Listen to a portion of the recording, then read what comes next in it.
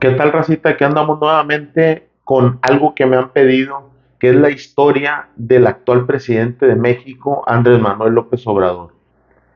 Les voy a contar, pero se las voy a contar de una manera diferente, de una manera realmente donde se pueda comprender lo grande que ha sido la historia de este personaje.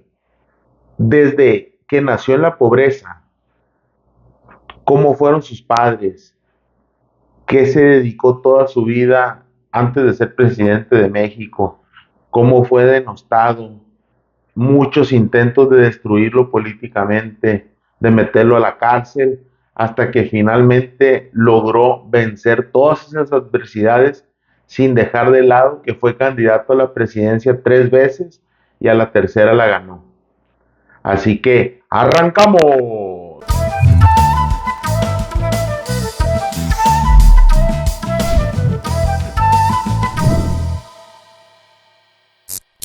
Andrés Manuel López Obrador nació en un pueblo en Macuspana, Tabasco.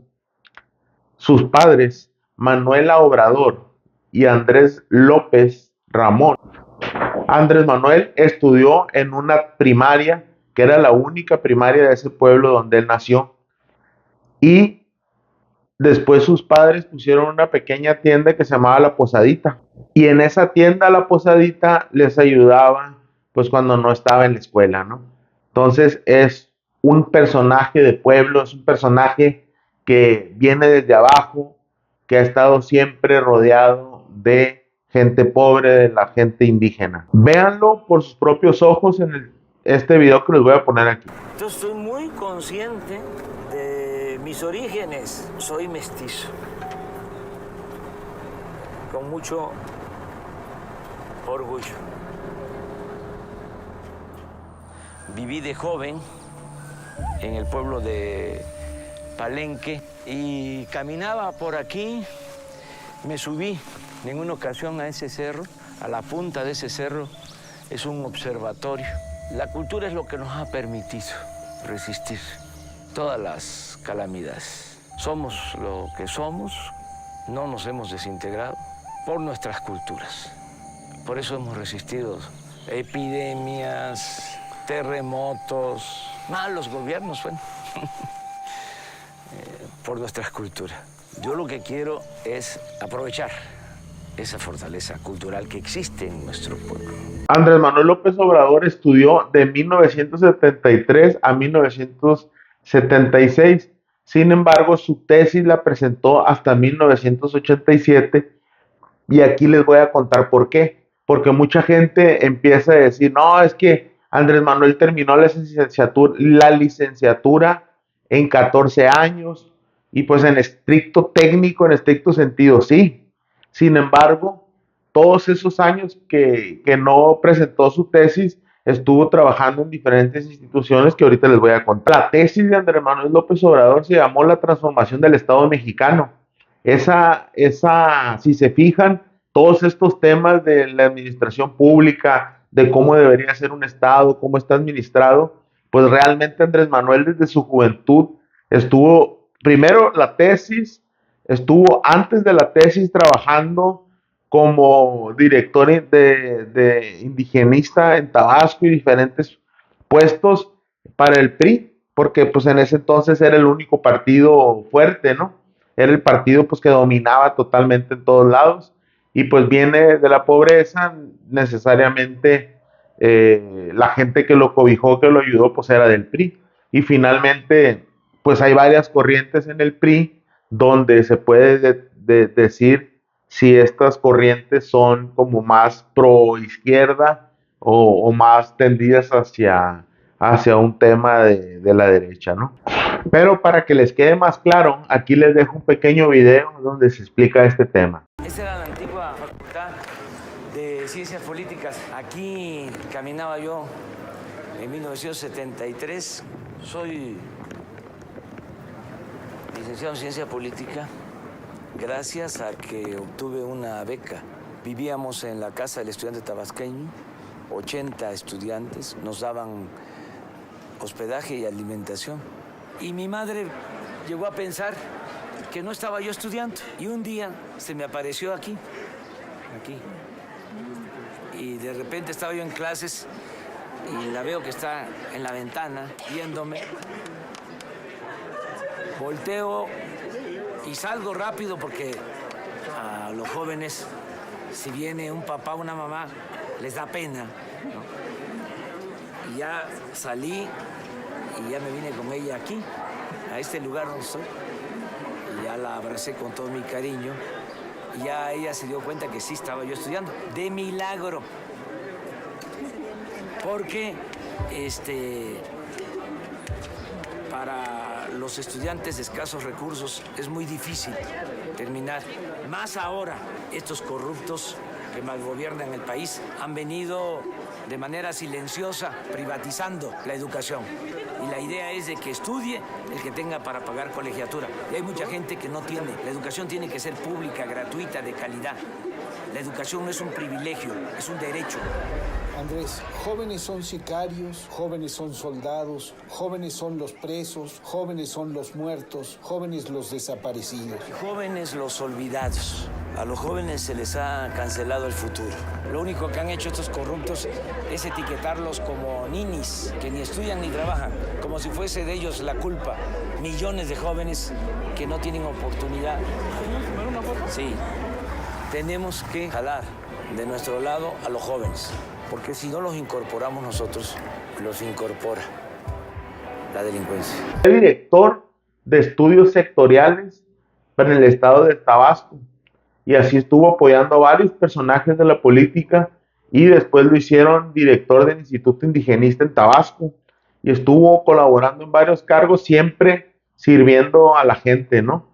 Aquí les voy a dejar un video donde como en el Instituto Indigenista fue a Tabasco y ayudó a hacer unos surcos para que pudieran los pescar de las aguas de Tabasco. A Tabasco casi es pura agua, pero mejor vayan y chequen el video. Todo esto era una zona pantanosa. Hicimos estos terraplenes como chinampas del altiplano, pero estos son camellones chontales. ¿De la universidad te veniste? Sí, sí.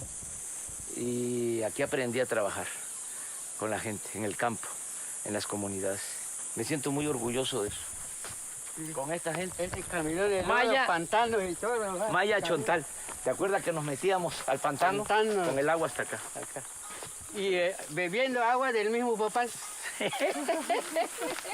Y Oye. con pozol agrio. Qué bárbaro. Fueron como 40 hectáreas, ¿no? Pues Originalmente. agua es 60. 60. Agua y tierra. Agua y tierra. 60. Porque algo así, sí. es canal, Canal y camellón. Fuiste a dar de comer a la mojarra. Ah, y no sabes quién soy yo, ¿verdad? Ya no me conoces. Como ya estoy noche, ya no me conoces. Ah, tú eres tocayo. Ya no, es que la vista ya no me acompaña ya. Sí. Sí, estoy jodido de la vista. Me operaron a pero ya otro, ya no me operan con este. Es catarata que tengo. Sí. Está joven, licenciado. No, Shimi. Chamaco. No, todavía estamos. Toma, Vamos a gracias a seguir Dios. luchando. ¿Qué significó esto para ti, Andrés? En ese entonces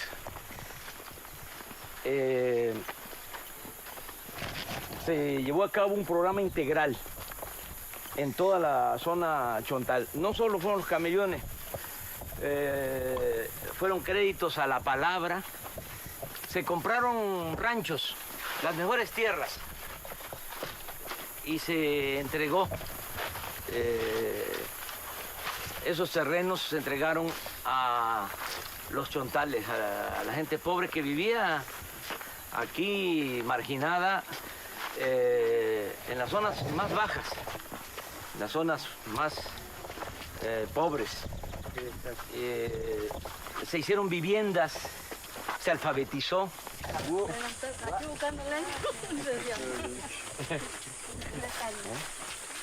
¿Qué?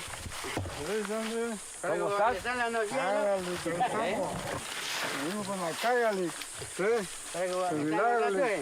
De visita. Felicita, qué bueno. Sí. La verdadera felicidad es darle la mano a quien lo necesita.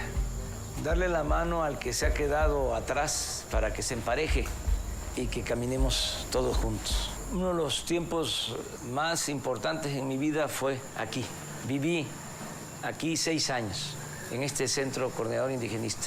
Ahora, una vez que renuncia al PRI y el movimiento, en ese entonces el PRD, empieza a ganar fuerza, López Obrador se va al PRD y empieza a trabajar con Cuauhtémoc Cárdenas, que era otro político muy importante y que aportó mucho al movimiento que actualmente lidera Andrés Manuel López Obrador. Haz de cuenta que el PRD fue toda la gente disidente del PRI y de otros movimientos que venían del Partido Comunista y del Partido Socialdemócrata y todas digamos, estos frentes se unieron y formaron el PRD. Entonces Andrés Manuel, que ya tenía mucha experiencia de política, pues fue y ayudó ahí en el PRD. Así fue como se salió del PRI y finalmente fue y trabajó en el PRD.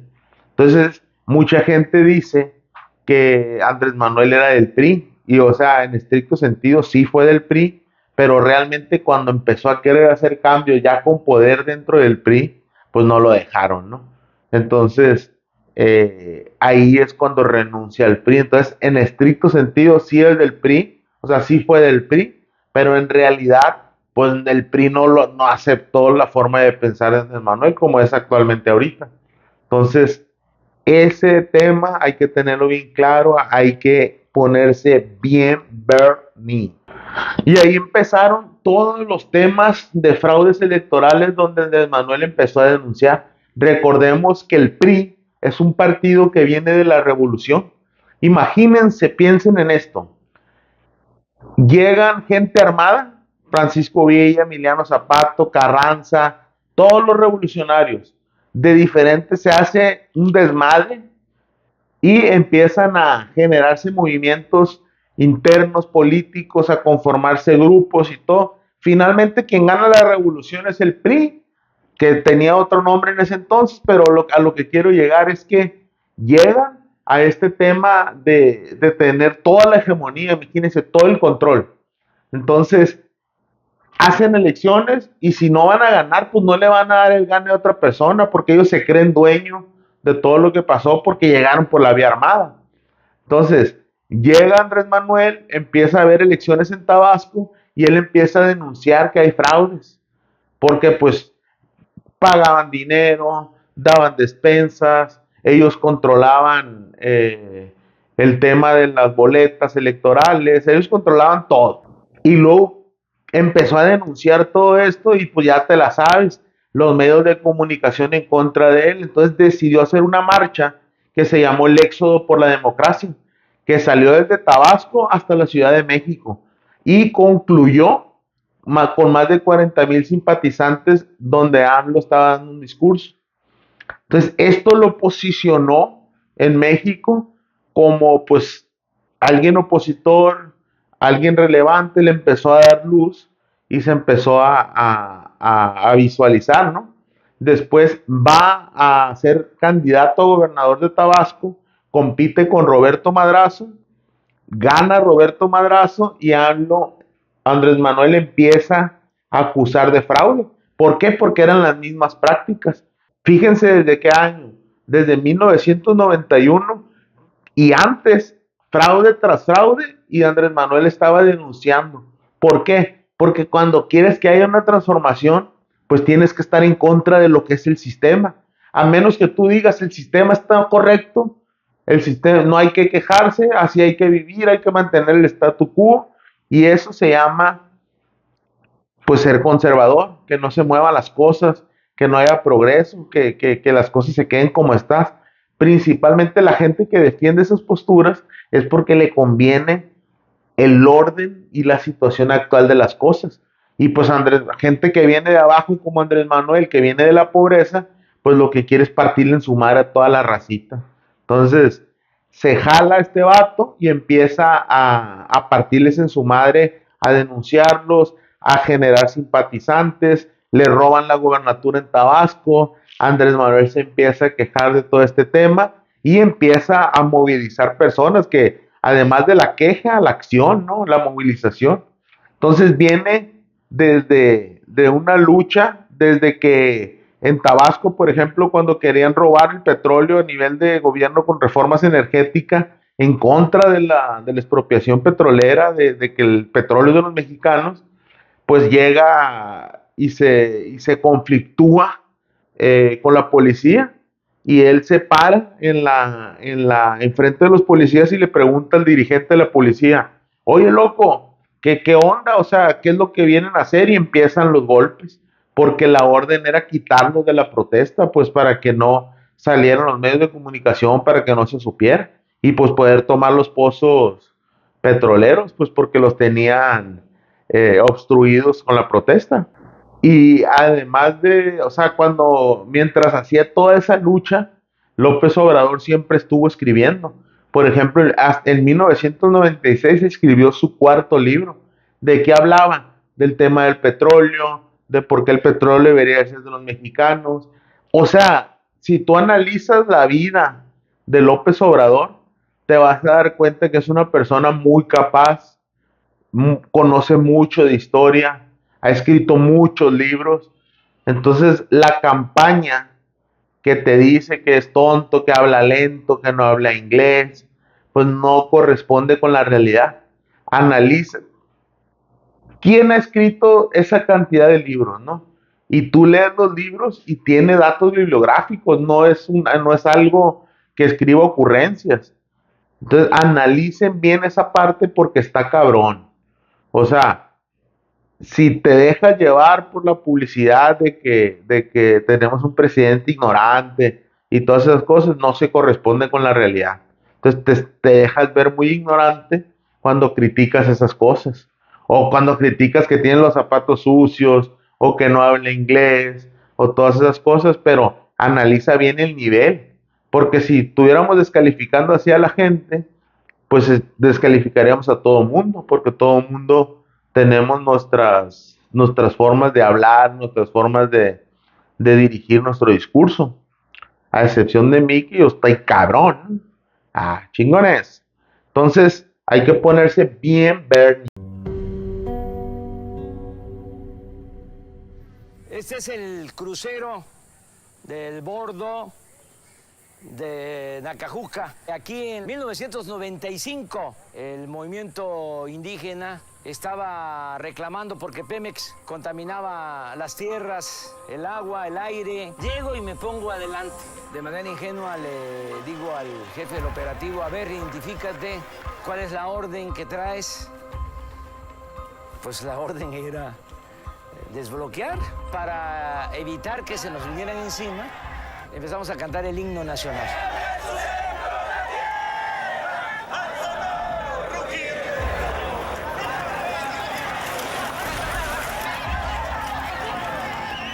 Son de esas decisiones que uno toma en la vida y que no me avergüenzo, porque es actuar con convicciones y de manera pacífica, que nunca ha habido un muerto en nuestro movimiento. Yo les invito a que mantengamos la calma. Y fíjense que les estoy pidiendo algo el día de hoy que fuimos agredidos. Un dirigente puede poner en riesgo su vida, pero no tiene el derecho de poner en riesgo la vida de los demás. Por aquí pasé caminando hace como 26 años, en el éxodo por la democracia, porque no querían respetarnos el triunfo en el municipio de Cárdenas, Tabasco, y tuvimos que caminar desde Villahermosa hasta la Ciudad de México.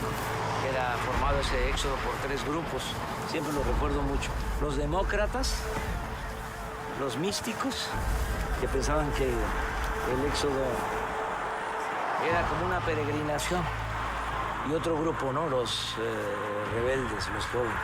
En ese entonces yo era muy rebelde. Pero tú hiciste 2 éxodos. Sí, pero te estoy hablando del primero. Sí. ¿Y el segundo también por aquí? También por aquí. El segundo a finales de 1994, porque nos hicieron un fraude, para variar.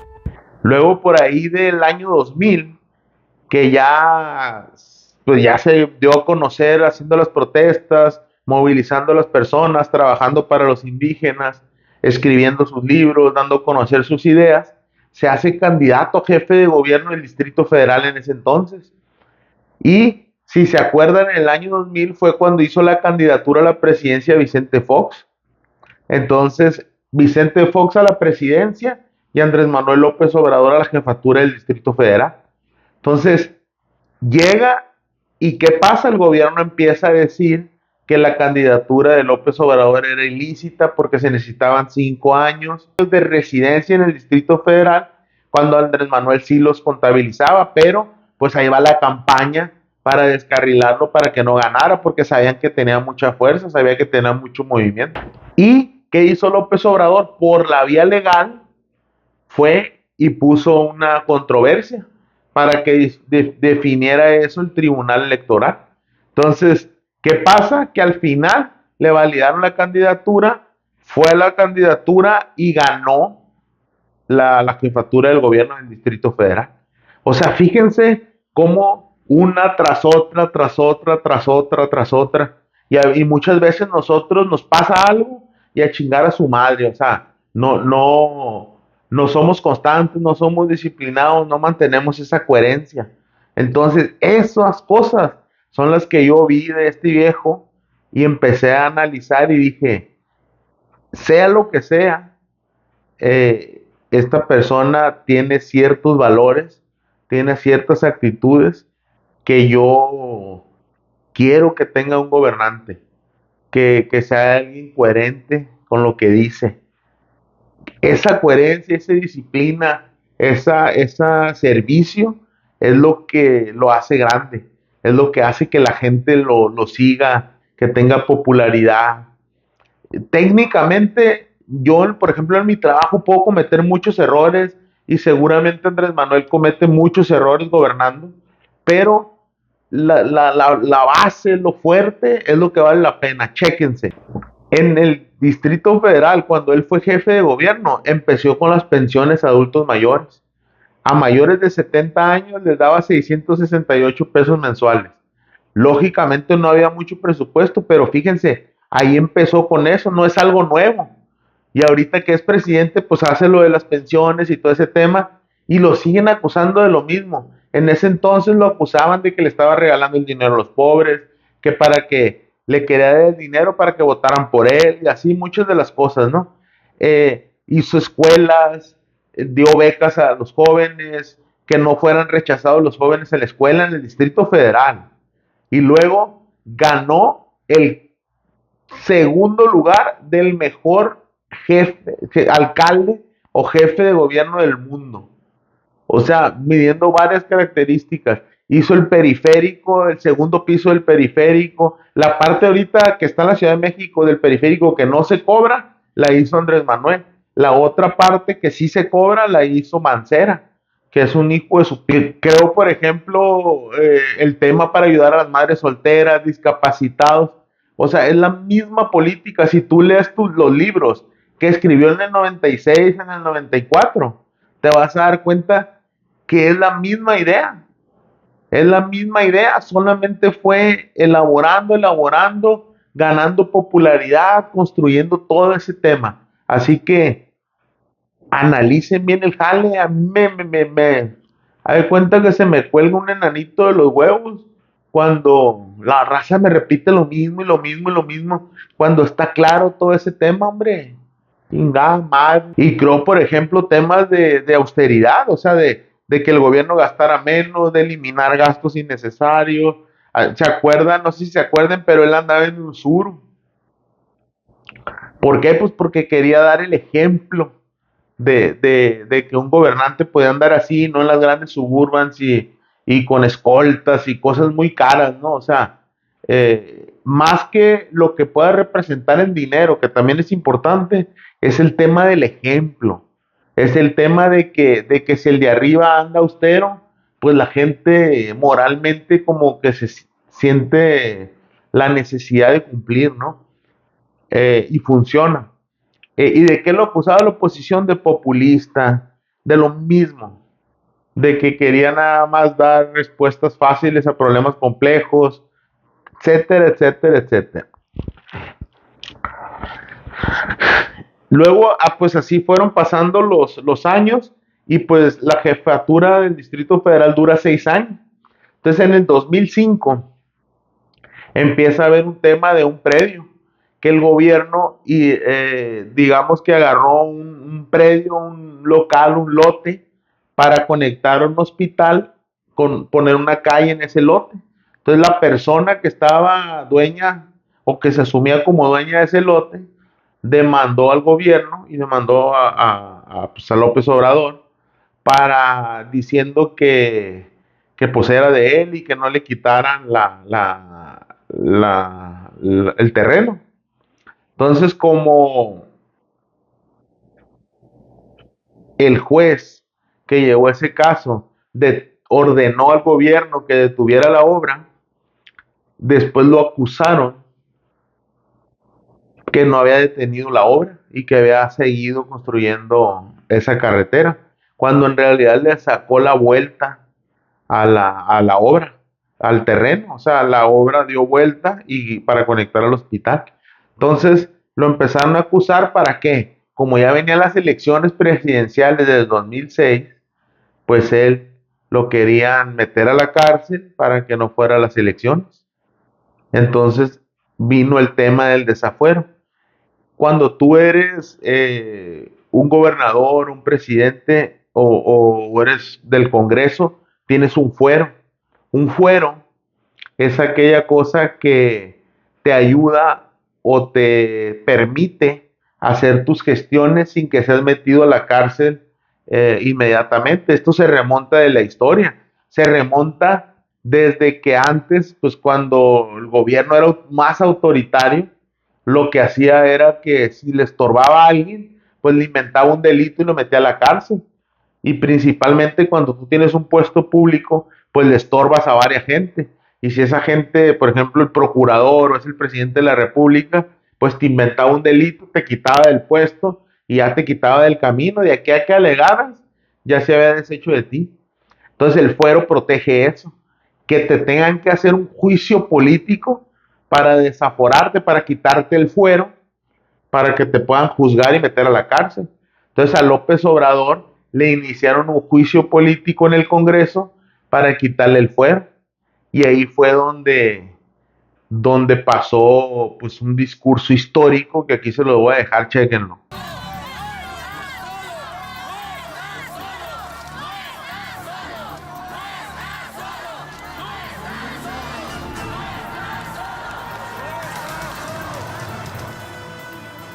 Proceder penalmente en contra del señor Andrés Manuel López Obrador por ser probable responsable en la comisión del delito previsto y sancionado por los artículos 206 del Código Penal Federal.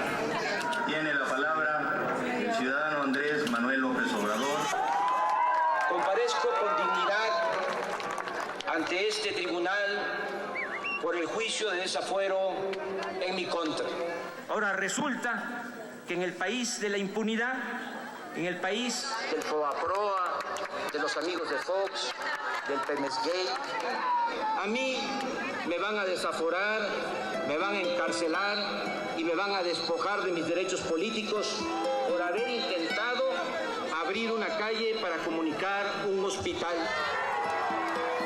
Tengo la certeza absoluta de que no se me juzga por violar la ley, sino por mi manera de pensar y actuar y por lo que pueda representar junto con otros mexicanos para el futuro de nuestra patria.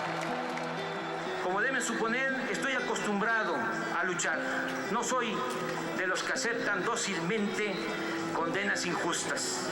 Me voy a defender y espero contar con el apoyo de hombres y mujeres de buena voluntad que creen en la libertad, en la justicia y en la democracia. No llevaré a nadie al enfrentamiento. Todo lo que hagamos se inscribirá en el marco de la resistencia civil pacífica. Por último, diputadas y diputados, ustedes ya recibieron la orden los jefes de sus partidos y van a actuar por consigna, aunque se hagan llamar representantes populares. Ustedes me van a juzgar, pero no olviden que todavía falta que a ustedes y a mí nos juzgue la historia. ¡Viva la dignidad! ¡Viva México!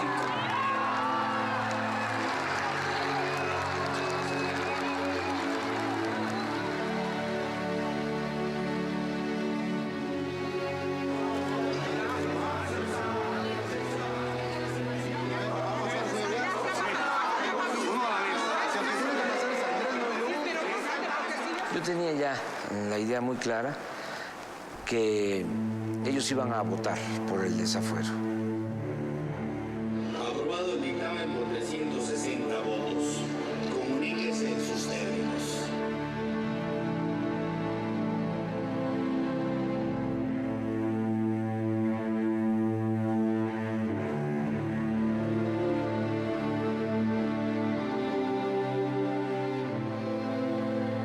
Había mucha tristeza en la gente, había una combinación de rabia y de tristeza.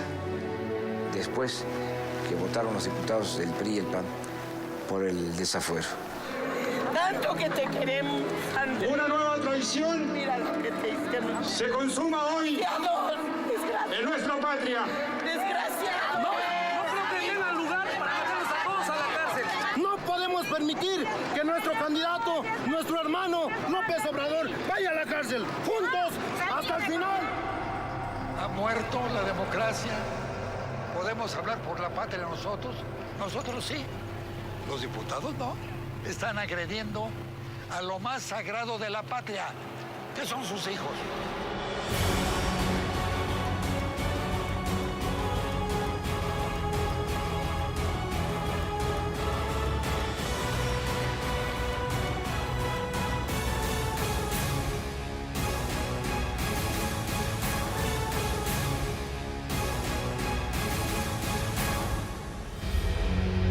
Ahora, de la familia de Andrés Manuel López Obrador, pues él tuvo una esposa que murió de cáncer, se casó con la actual esposa, que es Beatriz Gutiérrez Müller, que es escritora, y pues tiene 3 hijos del matrimonio, de su primer matrimonio, y tiene un joven que ahorita es adolescente con Beatriz. Entonces, chequen este video.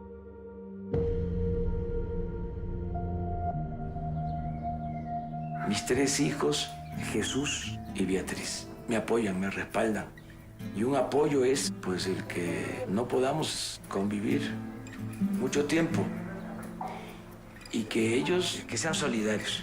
José Ramón, que es el mayor, Andrés, el segundo, Gonzalo, el tercero del primer matrimonio, y Jesús, mi hijo pequeño, con Beatriz. Y se llevan muy bien.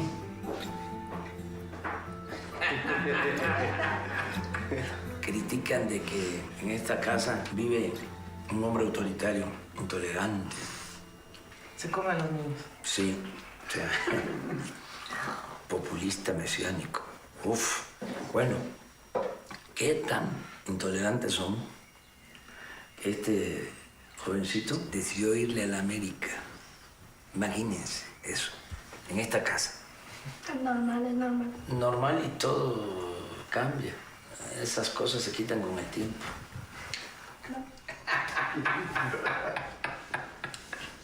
En Tabasco de niños nos tocó pues sufrir. Mi papá fundó la oposición.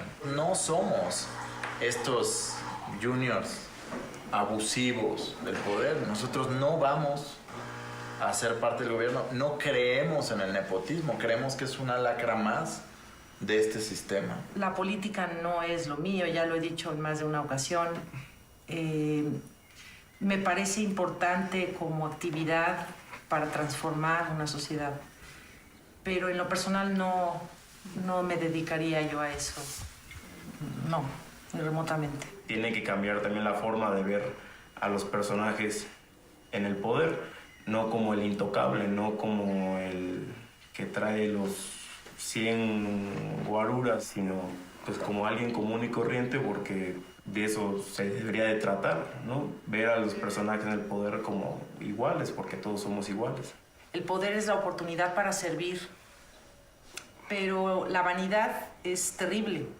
La vanidad hace que estos familiares, esposas, padres, madres de familia, de personas que ocupan puestos públicos o de importancia, se sientan con derechos que no se ganaron, y eso está muy mal. En el consejo que yo he dado a mis hijos, a quienes quiero tanto, ¿no? En las pláticas circulares, en los diálogos circulares con Beatriz, con los seres queridos, siempre procuro recomendarles que nos alejemos lo más que se pueda de lo material. Me gustaría seguir tomando café en cualquier cafetería, tranquilo, caminar por la calle, ir al metro. No hay mujeres de primera ni de segunda en este país, solo las que se lo crean. Al contrario, todas somos primeras damas, primeras mujeres, porque todas tenemos un valor, unas hacemos una cosa, otras otra, en todo somos valiosas, somos un pilar fundamental de la familia. A veces la mujer es la que encabeza la familia, la que saca al frente a sus hijos, sin ayuda del esposo, que a lo mejor ya no existe o la dejó. Es admirable, ¿no? Aquí no hay primeras, ni segundas, ni terceras. No hay. Yo parto de la convicción de que el escritor lo que más desea en su vida es ser leído. Lo que yo quiero cuando compran un libro de una servidora es que me lean. Por eso cuando pasa 1 año, 2 años, y alguien me dice, tu libro tal, me gustó, bueno, paro a la persona y le digo, dime más, por favor, dime más, porque en ti estaba yo pensando cuando estuve escribiendo. Eso pienso yo cuando escribo. A 20 pesos. Más leerlo, Olivia Nava. Sí, porque no, pues sí, es que no alcanza. Se requiere de conceptualizar, tener una interpretación de lo que pasa, ¿sí? A partir del conocimiento histórico y de la cultura, y Beatriz me ayuda mucho en eso. Ojalá, es asesora, además crítica, y eso es muy bueno. Ya ves, esa fama de que no escucho y de que soy mesiánico y autoritario y populista, pues cuando conocen a Beatriz saben que no soy eso. Finalmente, López Obrador, con todo un movimiento atrás, que creo que fue más de 1 millón de personas en el Zócalo y las calles aledañas, dio ese discurso en la Cámara de Diputados, y finalmente el Partido Acción Nacional tuvo que pagar una fianza para que no lo metieran a la cárcel, pues porque no les convenía políticamente, y tuvo que salir Vicente Fox, el cabeza hueca del presidente Fox, a decir que no le iban a impedir ser candidato. Entonces ahí fue donde se enfrentó a Felipe Calderón, y Vicente Fox se metió en las elecciones y estuvo apoyando a Calderón, estuvo denostando a López Obrador, campañas de miedo, todo este tema, hasta que pues le hicieron fraude. Finalmente la elección esa, no sé si se acuerdan, quedó con el 0.56% de diferencia en el 2006. Gana Calderón, y como se había robado las elecciones, empieza una guerra contra el narco, que hizo un matadero, que es la violencia que hay ahorita. Muchos, incluido yo, estamos de acuerdo que se originó o que se impulsó por haber hecho esa guerra para legitimizar el gobierno. Entonces, esas elecciones, incluido el Instituto Federal Electoral, que ahorita se llama INE, pero en ese entonces definió que había ganado López Obrador. Entonces López Obrador, que hizo un plantón en Reforma de 3 meses, y de ahí lo acusaban de que era violento y que no sé qué, cuando toda su vida ha actuado de la misma manera, de manera legal, de manera pacífica, sacando a la gente a las calles, la protesta, la mayoría, o sea, un tema de democracia. Entonces, si te pones a analizar claramente, prácticamente sabes cómo va a actuar en el siguiente paso. Pero, oye, ¿por qué no lo bloquean? Pues sí lo intentan bloquear, pero como dice López Obrador, el poder de la gente siempre lo saca a flote. ¿Por qué? Porque se ha conducido con esa coherencia. La gente que lo conocemos, sabemos de su coherencia, de su disciplina, de que tiene un nivel de templanza, de resiliencia, encabronado, plebe. ¿Y qué pasó en ese lapso del 2006 al 2012, que fue el sexenio de Calderón? Pues la protesta de que Calderón quería hacer la reforma energética para privatizar el petróleo, traía la guerra contra el narco, y López Obrador estuvo crítica tras crítica de que era un gobierno ilegítimo, de que se quería legitimizar con el uso de la fuerza, de que metió a los militares sin un marco legal, había asesinatos por todos lados. Imagínense, había un enfrentamiento entre militares y delincuentes, ¿no?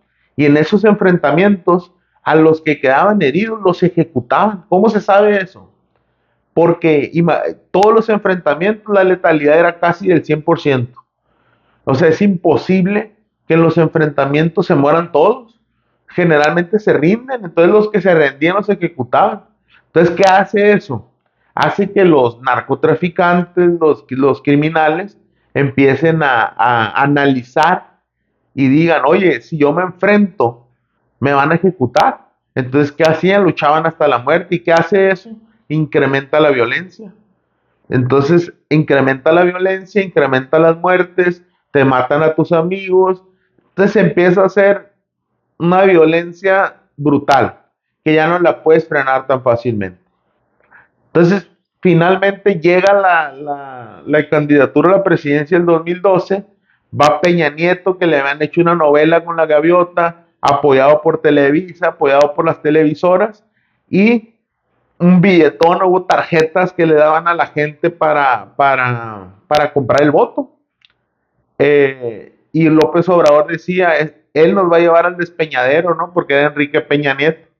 Y finalmente gana Peña Nieto con el 12%, y López Obrador dice, eso fue un fraude a base de billetazos, mapaches, casas que repartían dinero, Soriana que empezó a repartir tarjetas, las tarjetas que le llamaban las tarjetas de Monex.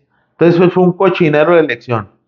Se reclama igualmente y empieza a haber mucha violencia que ya traía desde Felipe Calderón.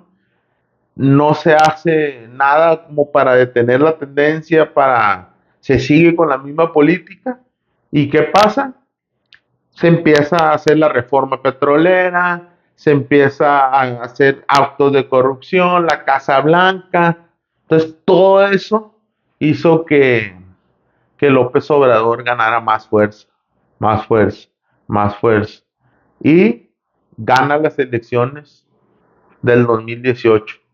En ese lapso, cuando estaban haciendo el tema de privatizar el petróleo, yo incluso participé en protestas de ir a la gasolinera, no pagar el impuesto, protestas contra el gobierno. Y finalmente, cuando gana López Obrador, fue una locura. ¿Por qué? Porque si no conoces la historia, dices, un político más ratero que llegó a la presidencia. Pero cuando conoces toda esta historia y vas siguiendo y vas participando en el movimiento y te involucras en el destino del país, puedes llegar al final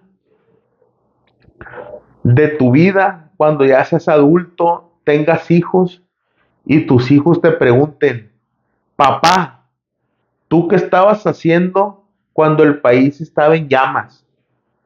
Y tú puedas contestar orgullosamente, hijo, tú vives en un país de libertades, en un país de oportunidades, porque personas como yo y como millones de mexicanos estuvimos a la altura de las circunstancias. No te dejes llevar por la propaganda, busca el fondo y su razón. Recuerda, se ven las caras, pero nunca el corazón. Así es que, compas, plebada, si les gustó este video, dale like, suscríbete, porque voy a estar subiendo videos perros. Déjame aquí en tus comentarios qué quieres que ¿qué te gustaría que yo hablara en uno de los videos?